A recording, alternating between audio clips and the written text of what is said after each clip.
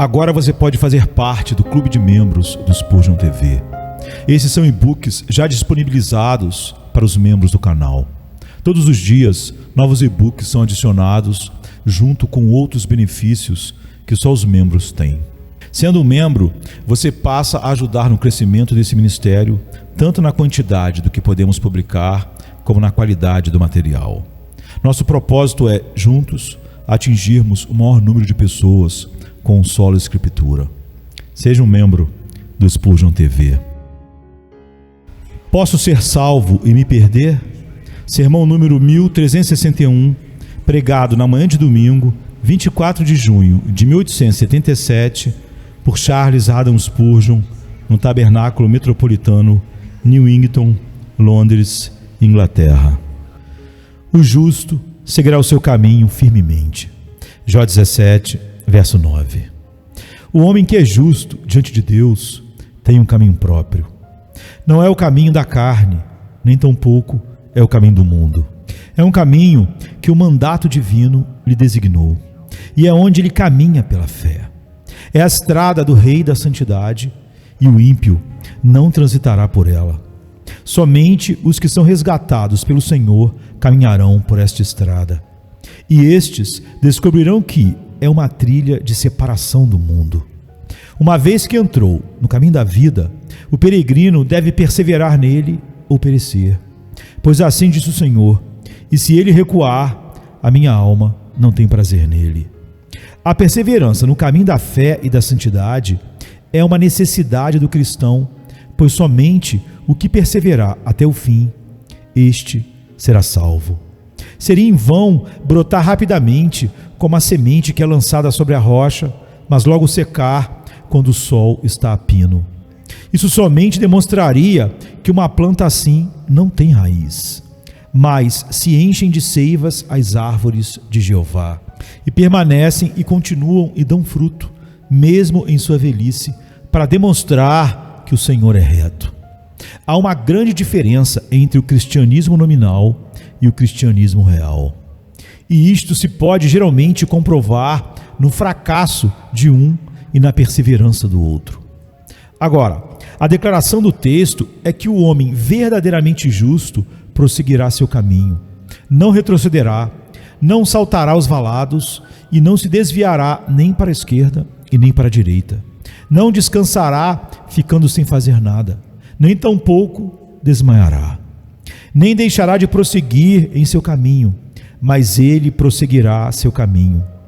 Frequentemente, ser-lhe-á muito difícil fazê-lo, mas ele terá tal resolução, tal poder da graça interna, que lhe terá sido outorgada, que ele prosseguirá seu caminho, com firme determinação, como se estivesse com algo agarrado pelos dentes e não estivesse disposto a soltar. É possível que nem sempre viaje na mesma velocidade. Não é dito que manterá seu passo, mas que ele prosseguirá seu caminho. Há momentos em que corremos sem nos cansar, mas frequentemente simplesmente caminhamos e estamos muito agradecidos porque não desmaiamos. E há momentos quando estamos contentes em engatinhar como um bebê e nos arrastamos para cima com dor, mas ainda assim demonstramos que o justo seguirá seu caminho firmemente. Sob toda a classe de dificuldades, o rosto do homem a quem Deus tem justificado está firmemente orientado para Jerusalém, e ele não se desviará até que seus olhos tenham visto o Rei em sua beleza. Esta é uma grande maravilha. É algo maravilhoso simplesmente que um homem seja cristão, e uma maravilha ainda maior que ele continue a ser. Considerem a debilidade da carne, a força da corrupção interna, a fúria da tentação satânica, as seduções das riquezas e o orgulho da vida, o mundo e seus caminhos. Todas essas coisas estão contra nós. E, no entanto, aqui maior quem está a nosso favor do que todos os que estão contra nós.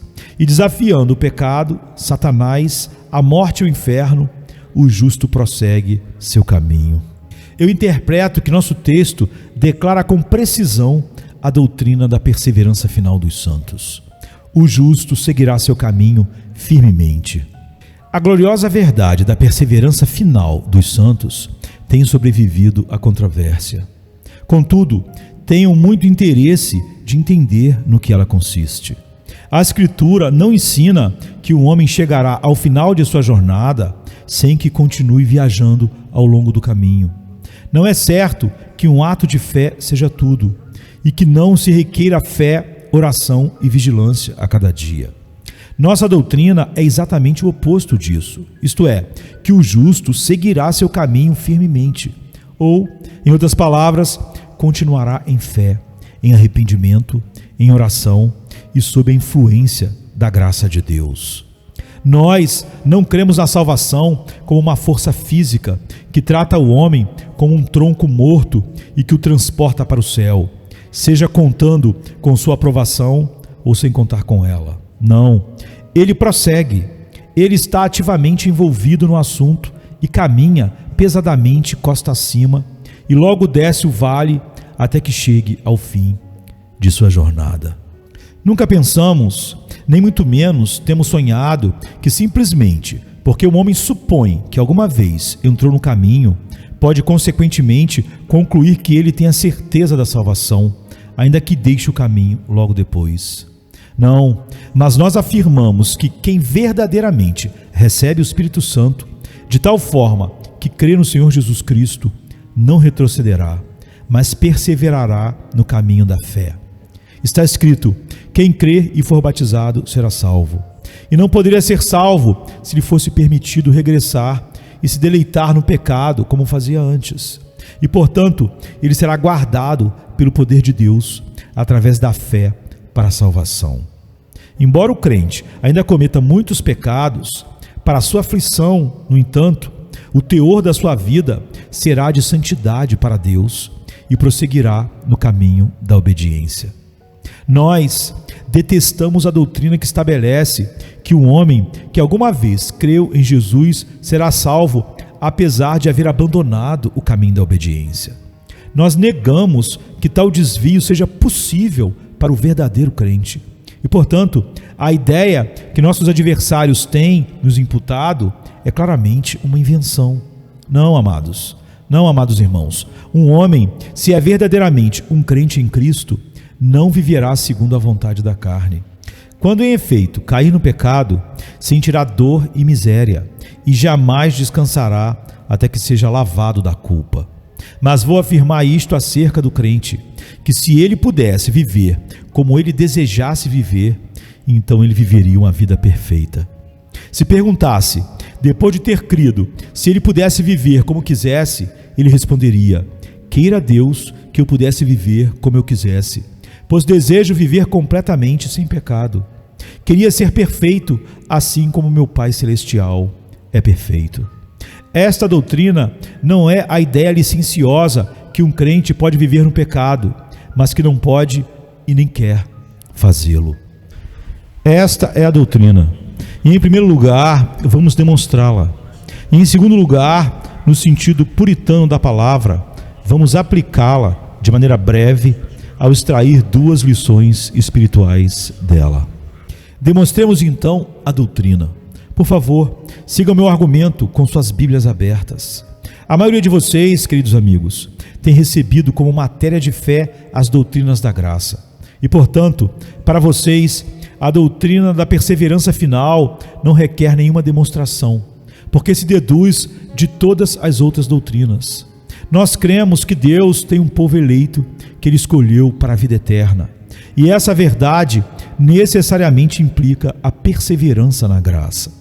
Nós cremos na redenção especial, e isto assegura a salvação e a consequente perseverança dos redimidos. Nós cremos no chamado eficaz, que está ligado à justificação, uma justificação que assegura a glorificação. As doutrinas da graça são como uma cadeia. Se você crê em uma delas, então deve crer na seguinte, pois cada uma implica nas demais.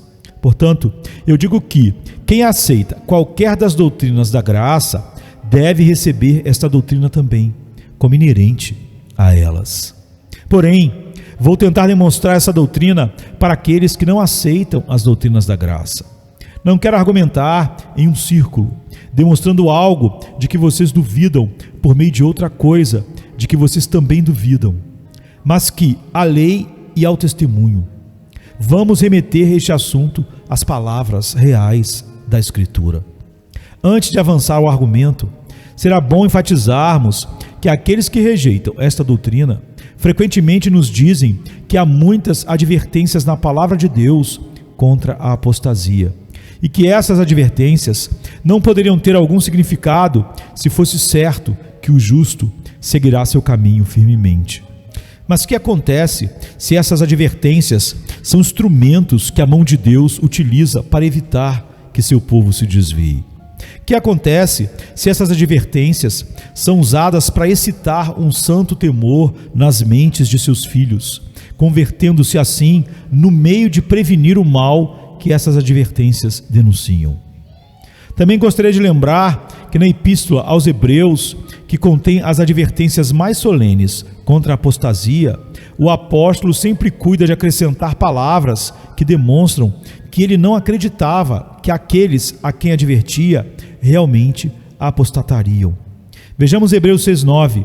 Ele está dizendo para esses hebreus que se os homens foram uma vez iluminados, recaíssem, quer dizer, apostatassem, seria impossível que fossem outra vez renovados para o arrependimento. E acrescenta: mas de vós, ó amados, esperamos coisas melhores e coisas que acompanham a salvação, ainda que assim falamos. No capítulo 10, o apóstolo também faz uma advertência severa, declarando que aqueles que atuam de maneira contrária ao Espírito da graça são dignos de um castigo maior que os que violaram a lei de Moisés. Mas conclui o capítulo com estas palavras: mas o justo viverá pela fé. E se ele recuar, a minha alma não tem prazer nele.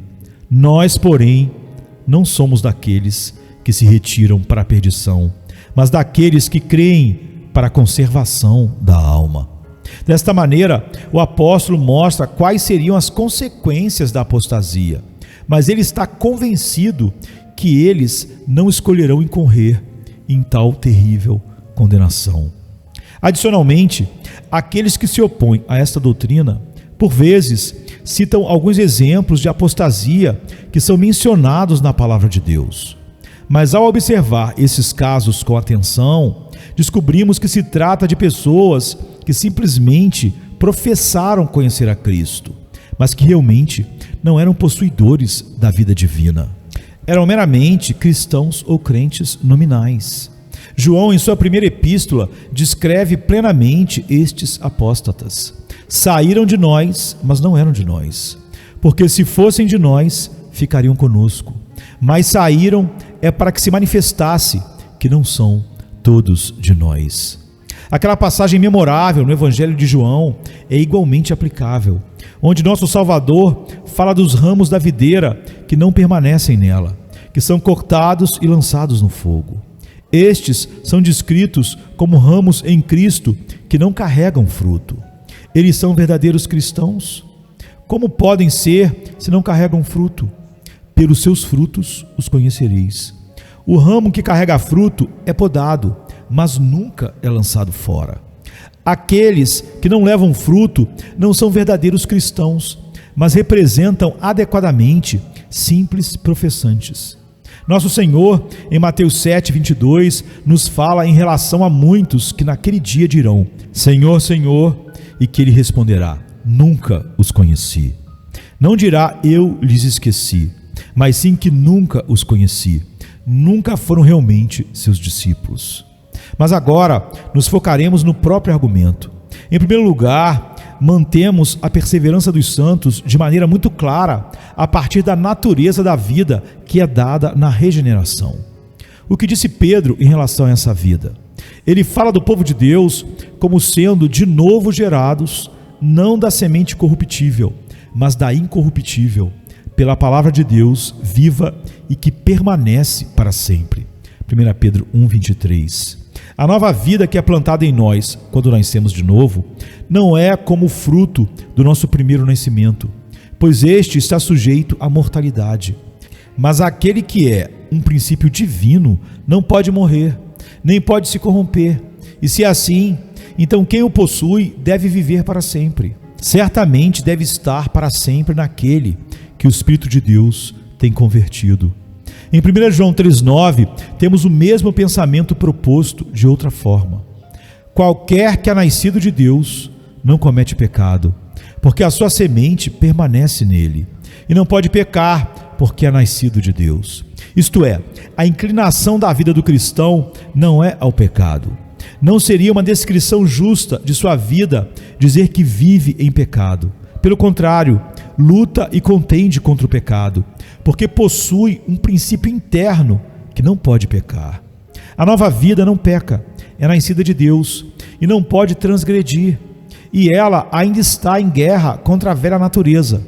No entanto, a nova vida prevalece de tal maneira no cristão que ele é guardado de viver no pecado.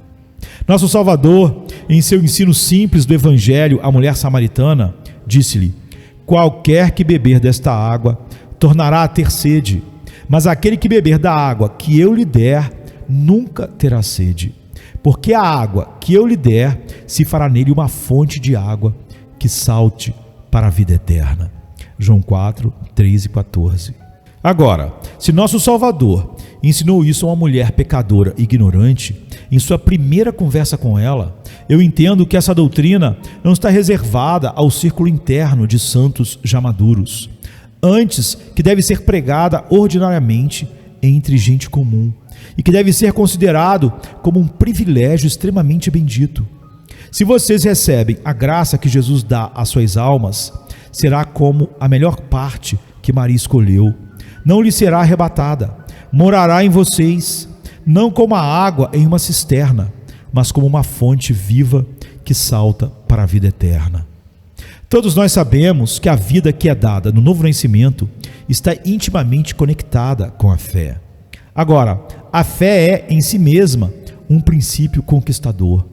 Na primeira epístola de João, que é um grande tesouro de argumentação, é-nos dito: porque todo aquele que é nascido de Deus vence o mundo.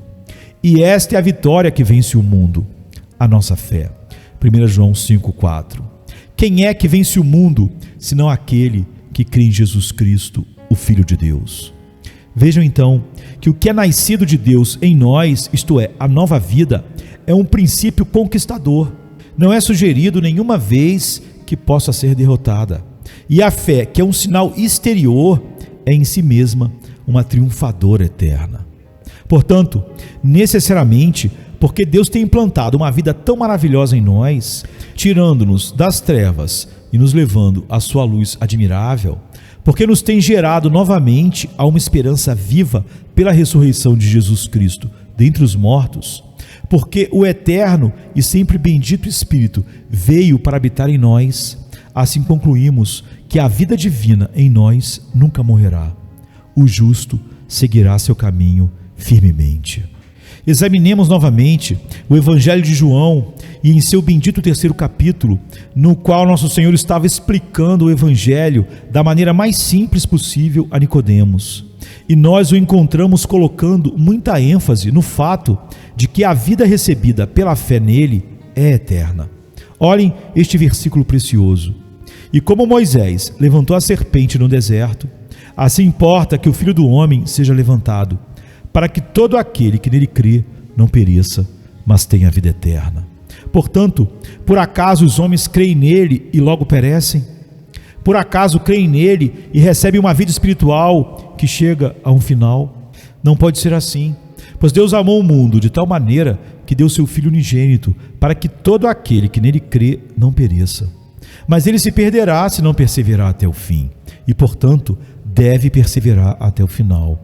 O crente tem vida eterna. Como pode então morrer e deixar de ser um crente?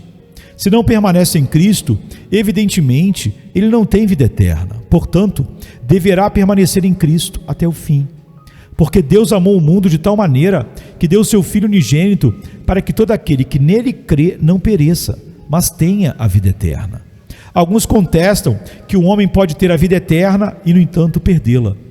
A eles respondemos que as palavras não podem significar isso. Tal afirmação é uma clara contradição. Se a vida é perdida e o homem está morto, então, como pôde ter vida eterna? É claro que se tem uma vida que durou somente um pouco de tempo, certamente não tinha vida eterna, pois se tivesse, viveria eternamente. O que crê no Filho tem a vida eterna. João 3,36. Os santos no céu possuem vida eterna, e ninguém espera que eles morram. Sua vida é eterna, mas a vida eterna é vida eterna, quer a pessoa que a possui habite na terra ou no céu. Não necessito ler todas as passagens nas quais essa mesma verdade é ensinada. Mas mais adiante, em João 6,47, nosso Senhor disse aos judeus: em verdade vos digo, quem crê em mim tem vida eterna. Não é uma vida temporal, mas vida eterna.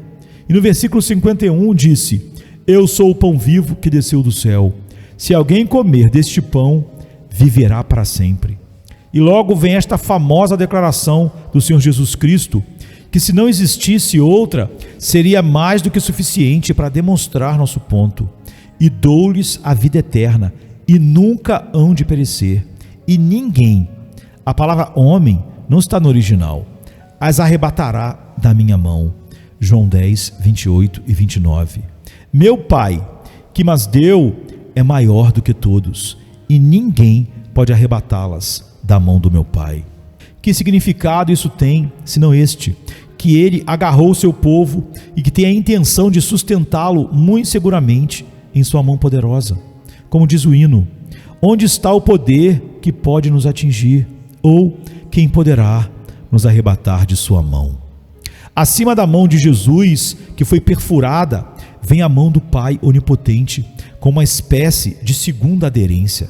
Meu Pai, que mas deu, é maior do que todos, e ninguém pode arrebatá-las da mão do meu Pai.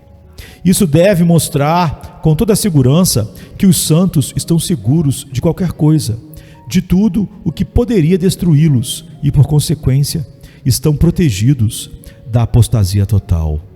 Outra passagem que afirma o mesmo também é Mateus 24, na qual o Senhor falava dos falsos profetas que enganariam a muitos. Porque surgirão falsos cristos e falsos profetas, e farão tão grandes sinais e prodígios que, se possível fora, enganariam até os escolhidos. Isso demonstra que é impossível que os escolhidos sejam enganados por eles. Das ovelhas de Cristo é dito: mas de modo nenhum seguirão o estranho, antes fugirão dele, porque não conhecem a voz dos estranhos. Mas por instinto divino elas conhecem a voz do bom pastor e o seguem. Desta maneira, nosso Salvador declarou tão sinceramente como as palavras podem expressar que aquelas pessoas que são seu povo possuem a vida eterna neles e não perecerão, mas que entrarão na felicidade eterna. Prosseguirá o justo seu caminho. Um argumento muito bendito para a segurança do crente se encontra na intercessão de nosso Senhor. Não necessitam buscar a referência bíblica, pois vocês a conhecem muito bem, que mostra a conexão entre a intercessão viva de Cristo e a perseverança do seu povo. Portanto, pode também salvar perfeitamente os que por ele se chegam a Deus, vivendo sempre para interceder por eles. Hebreus 7, 25. Nosso Senhor Jesus não está morto. Ele ressuscitou, subiu à glória e agora intercede sobre a base do mérito de sua obra perfeita diante do trono eterno. E conforme ali intercede por todo o seu povo, cujos nomes estão escritos em seu coração, como os nomes de Israel estavam escritos no peitoral do sumo sacerdote, sua intercessão salva seu povo até o fim.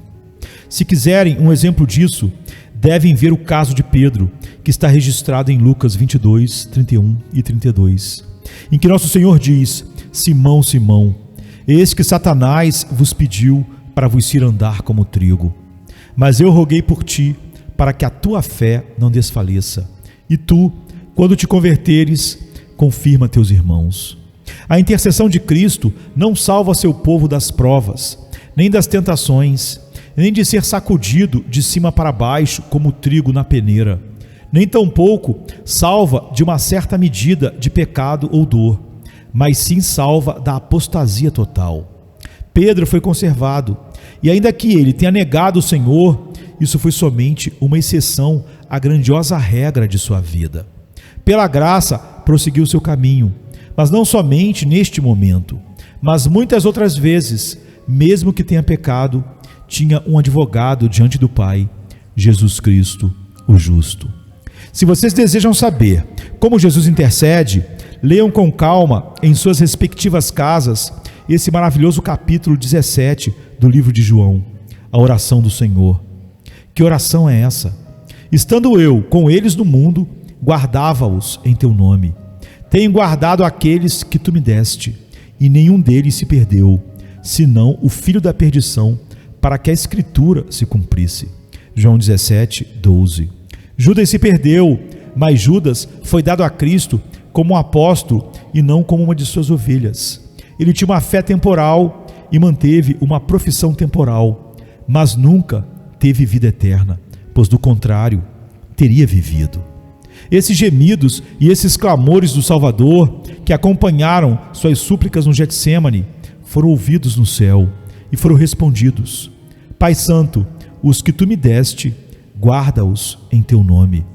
O Senhor os guarda por meio da sua palavra e seu Espírito, e os guardará. Se a oração de Cristo no Getsêmani foi respondida, quanto mais razão é escutada esta que se levanta até o próprio trono eterno.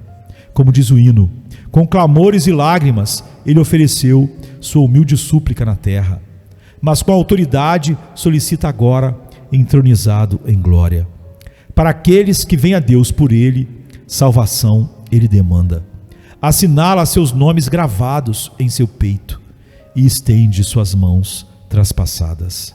Ah, se meu Senhor Jesus intercede por mim, não posso ter temor nem da terra nem do inferno. Essa voz que vive e que intercede tem poder para guardar os santos, e também o tem no próprio Senhor vivente, pois ele disse: porque eu vivo e vós vivereis. João 14, 19. Agora temos um quarto argumento. Acumulamos uma segura confiança na perseverança dos santos pelo caráter e obra de Cristo. Vou ser muito breve nisso, pois confio que vocês conhecem tão bem o meu Senhor que não necessitam de nenhuma palavra de recomendação da minha parte. Mas se o conhecem, dirão o mesmo que o apóstolo disse em 2 Timóteo 1,12. Porque eu sei em quem tenho crido e estou certo de que é poderoso para guardar o meu depósito até aquele dia. Ele não disse, eu sei no que tenho crido, como cita a maioria das pessoas, mas eu sei em quem tenho crido.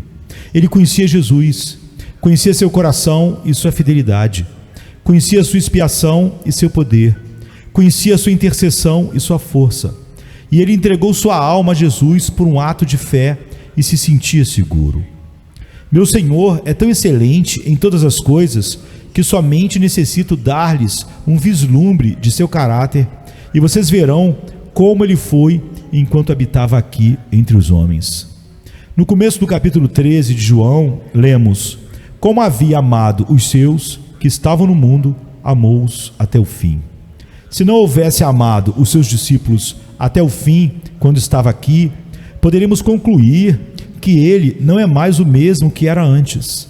Mas se amou seus escolhidos até o fim, quando ainda estava em sua humilhação aqui embaixo, isso nos traz a doce e bendita confiança que agora que ele está no céu, ele amará até o fim aqueles que confiam nele. Em quinto lugar, podemos deduzir a perseverança dos santos do teor do pacto da graça. Gostariam de comprová-lo vocês mesmos? Se é assim, então vamos ao Antigo Testamento, em Jeremias 32, e ali encontrarão o pacto da graça amplamente exposto. Para nós, bastará ler o versículo 40. E farei com eles uma aliança eterna, de não me desviar de fazer-lhes o bem. E porei o meu temor nos seus corações, para que nunca se apartem de mim. Ele não se apartará deles, e eles não se apartarão dele. O que pode ser maior garantia de sua perseverança até o fim? Agora, é muito claro que este é o pacto da graça no qual vivemos, com base na Epístola aos Hebreus, pois o apóstolo cita essa passagem com esse objetivo no capítulo 8.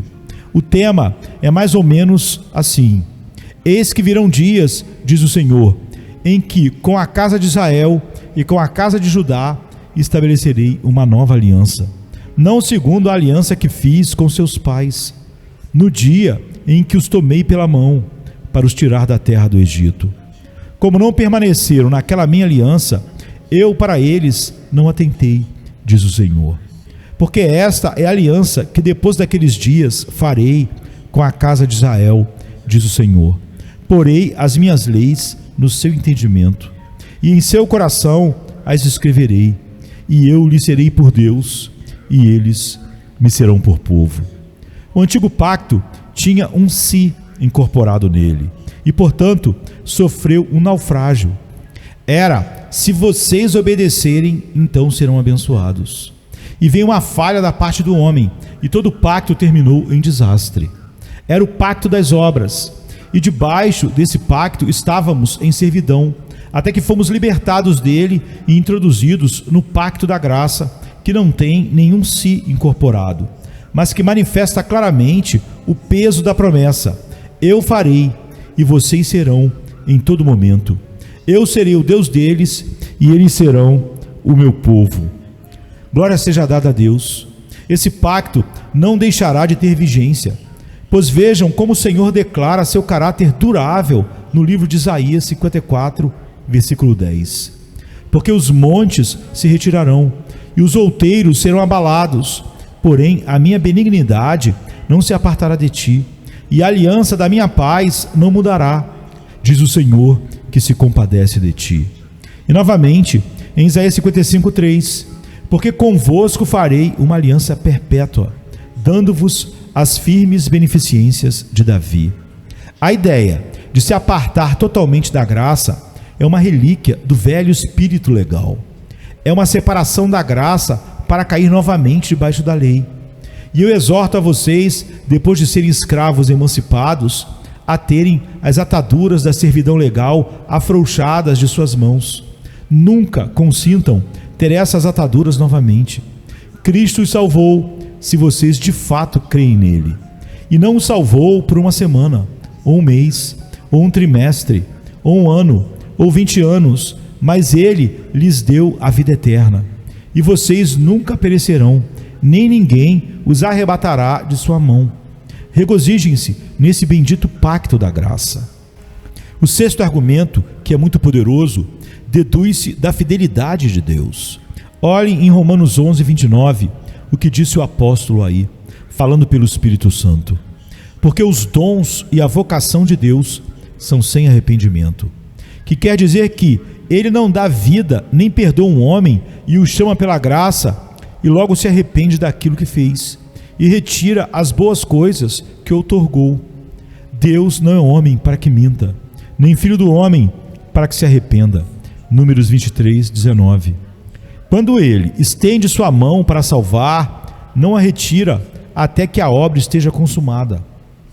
Sua palavra é: porque eu, o Senhor, não mudo, por isso vós, ó filho de Jacó, não sois consumidos. Malaquias 3, verso 6. E também aquele que é a força de Israel não mente, nem se arrepende, porquanto não é um homem para que se arrependa. 1 Samuel 15, 29.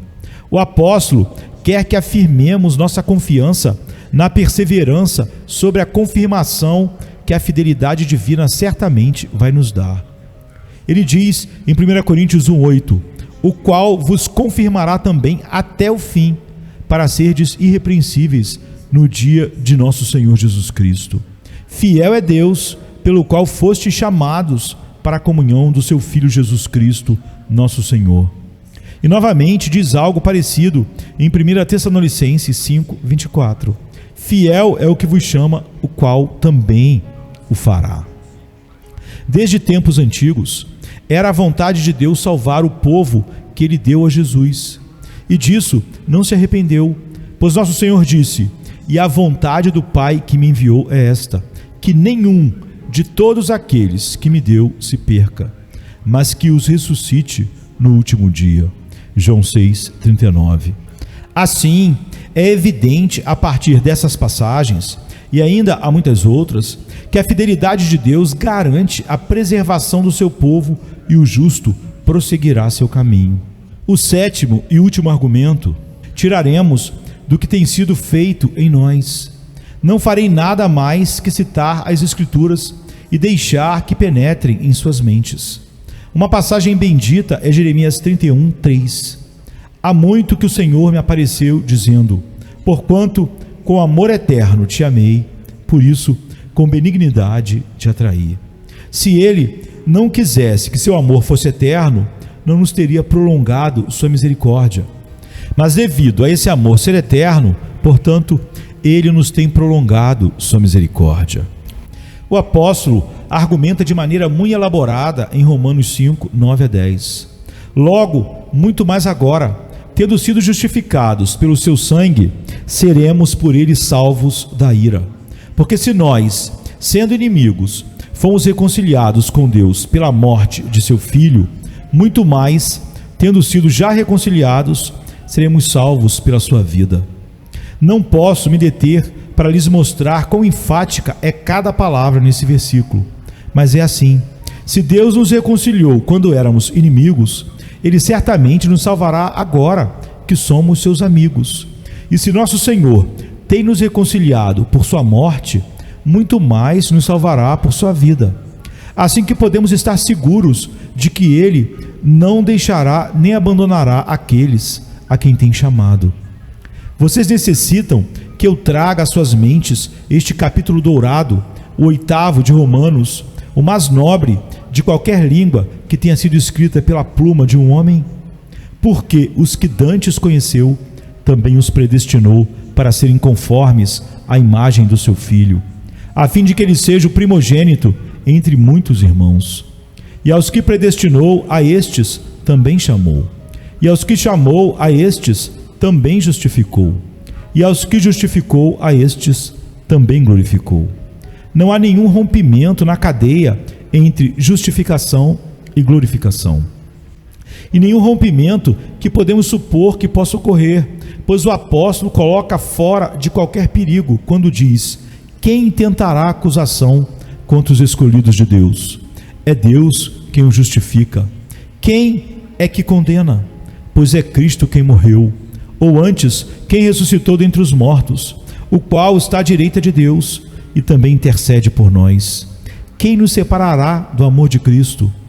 Logo, ele nos apresenta todas as coisas que poderiam supor que separassem, e diz: porque estou certo de que nem a morte, nem a vida, nem os anjos, nem os principados, nem as potestades, nem o presente, nem o porvir, nem a altura, nem a profundidade, nem alguma outra criatura nos poderá separar do amor de Deus que está em Cristo Jesus, nosso Senhor. Da mesma maneira, o apóstolo escreve em Filipenses 1:6: tendo por certo isto mesmo, que aquele que em vós começou a boa obra, a aperfeiçoará até o dia de Jesus Cristo. Não posso me deter para mencionar as muitas outras passagens das Escrituras, nas quais o que tem sido dito é utilizado como argumento que a obra será completada. Mas é de acordo com a conduta do Senhor terminar qualquer coisa que Ele empreende. O Senhor dará graça e glória e nos aperfeiçoará. Um privilégio maravilhoso que nos tem sido outorgado é de significado especial. Somos um com Cristo por uma união íntima, vital, espiritual. O Espírito nos ensina que gozamos de uma união de matrimônio com Cristo Jesus, nosso Senhor. Essa união se dissolverá. Estamos casados com Ele. Alguma vez Ele nos deu uma carta de divórcio. Nunca houve um caso em que o noivo celestial tenha divorciado de seu coração uma alma eleita com quem se uniu com os laços da graça. Escutem essas palavras do profeta Oséias no capítulo 2, versos 19 e 20. e desposar-te-ei comigo para sempre. Desposar-te-ei comigo em justiça e em juízo, e em benignidade e em misericórdias, e desposar-te-ei comigo em fidelidade, e conhecerás ao Senhor.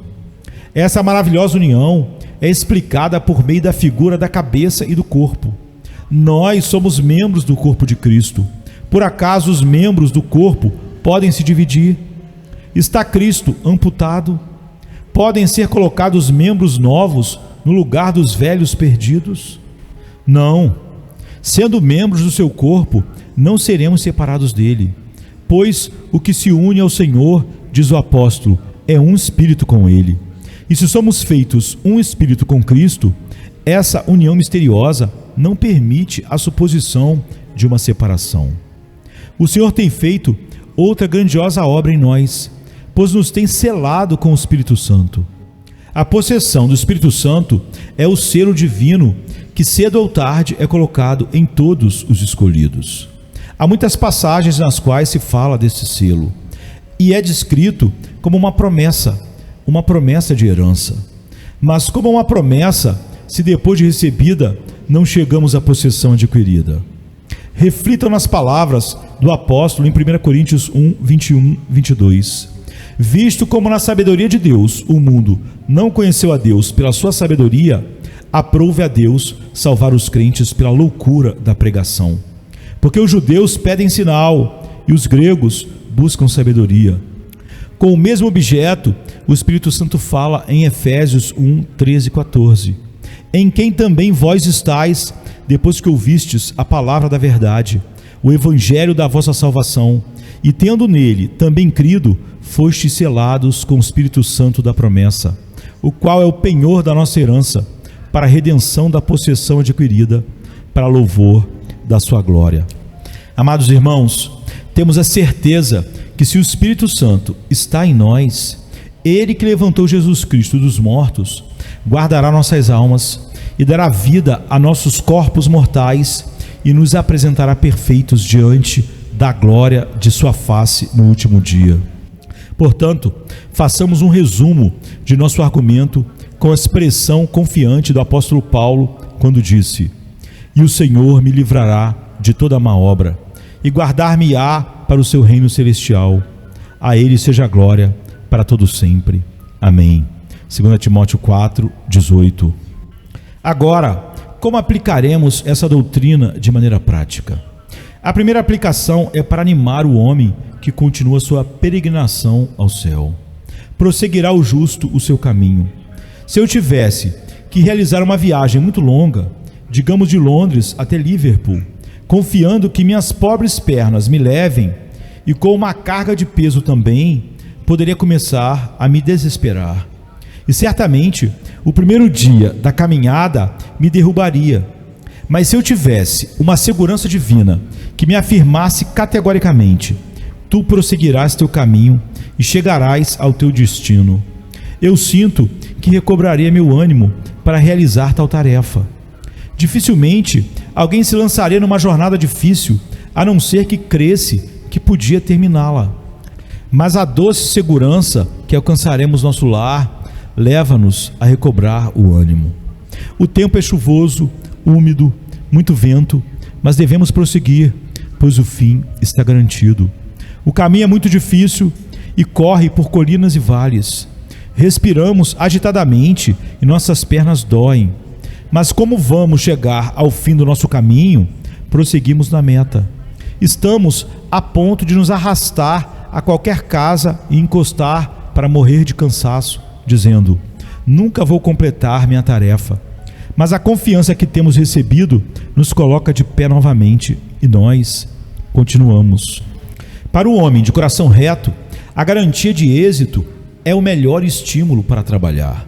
Se é assim que vou vencer o mundo, que vou conquistar o pecado, que não vou ser um apóstata, que não vou abandonar minha fé, que não vou jogar meu escudo, que vou chegar em casa sendo um conquistador, então vou agir como um homem e vou lutar como um herói.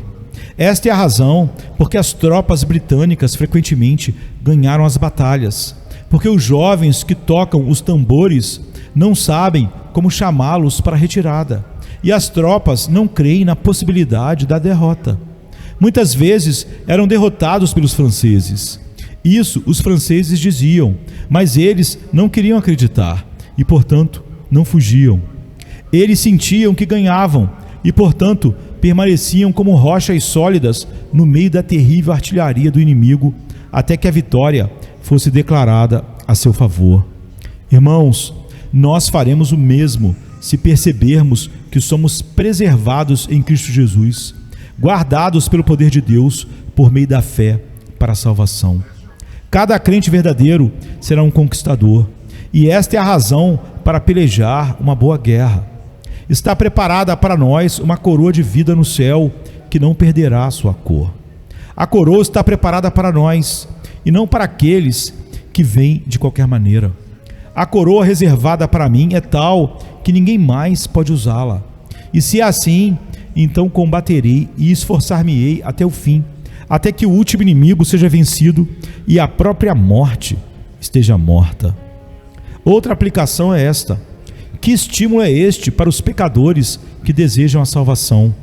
Deve guiá-los para vir e receber isso com deleite agradecido.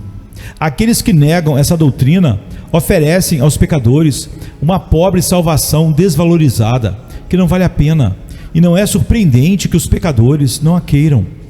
Assim como o Papa, certa vez, deu a Inglaterra ao rei da Espanha, se ele pudesse conquistar este país. Assim, eles oferecem a salvação de Cristo, se um homem puder merecê-la, conquistá-la e mantê-la, por meio de sua própria capacidade. De acordo com algumas pessoas, a vida eterna é dada a vocês, mas pode ser que não seja eterna. Podem perdê-la, pode durar somente um pouco de tempo. Quando eu não era mais que um menino, preocupava-me porque via alguns dos meus jovens companheiros, que eram um pouco maiores do que eu, quando se tornavam aprendizes e chegavam a Londres, que se tornavam pessoas viciosas. Eu escutei o lamento de suas mães e via suas lágrimas por seus filhos. Escutava seus pais que expressavam amarga pena por esses garotos que eu tinha conhecido em minha classe, como pessoas muito boas, como eu jamais poderia ser, e me inquietava com horror a ideia que eu talvez pudesse pecar como eles. Eles não guardavam o dia do Senhor.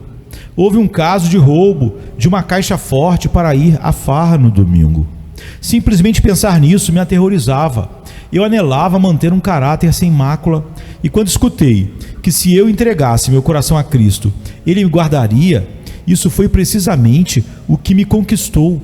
Parecia um seguro de vida celestial para o meu caráter, que se eu me entregasse verdadeiramente a Cristo, Ele me salvaria dos erros da juventude, me preservaria no meio das tentações da idade adulta e me guardaria até o fim. Agradava-me o pensamento que, se eu fosse feito justo pela fé em Cristo Jesus, prosseguiria meu caminho pelo poder do Espírito Santo. Isso que me agradou em minha meninice é um atrativo ainda maior para mim em minha idade adulta. Eu estou feliz de lhes pregar uma salvação certa e eterna. Sinto que tenho algo que lhes oferecer no dia de hoje que é digno da pronta aceitação de cada pecador. Não tenho as condições de si, nem mais, para diluir o puro evangelho de minha mensagem. Aqui está: quem crer e for batizado será salvo. Ontem eu deixei cair um pedaço de gelo no chão e disse a alguém que estava comigo na casa: não é um diamante? Ah, respondeu-me, não deixaria no piso, eu te garanto, se fosse um diamante desse tamanho. Mas eu tenho um diamante aqui, vida eterna, vida para sempre. Parece-me que se apressarão para tomá-lo imediatamente, para que sejam salvos agora, para serem salvos na vida, para serem salvos na morte, para serem salvos na ressurreição, para sempre, pelo poder eterno e amor infinito de Deus. Por acaso não vale a pena ter isto? Pobre alma, agarre-o.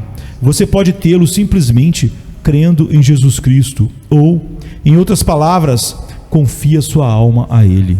Deposite seu destino eterno neste banco divino, e logo você poderá dizer: porque eu sei em quem tenho crido, estou seguro que é poderoso para guardar meu depósito para aquele dia.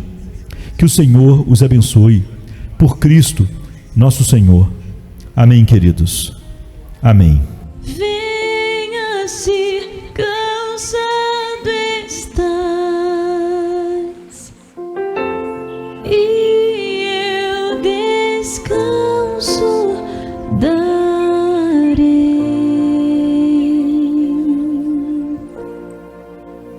Tu descansarás. Venha-me se não tens paz, e eu darei paz sem fim. Terás paz sem fim. O meu jugo é leve, o meu fardo graça dá.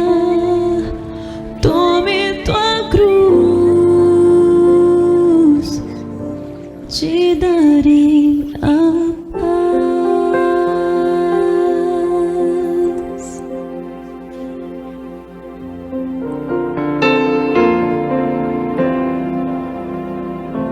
Venha o aflito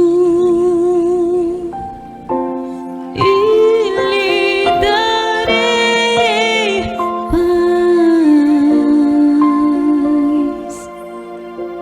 Minha paz darei.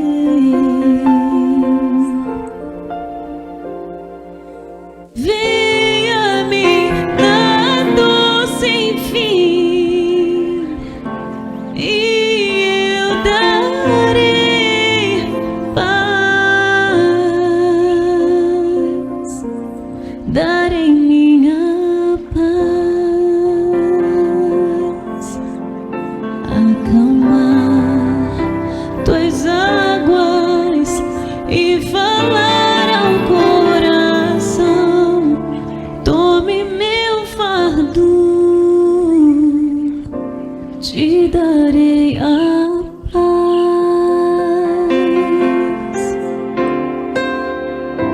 Venha a mim.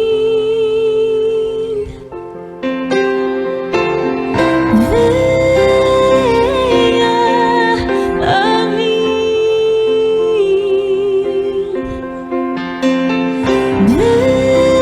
Venha a mim. A minha graça te chama. A minha graça te salva.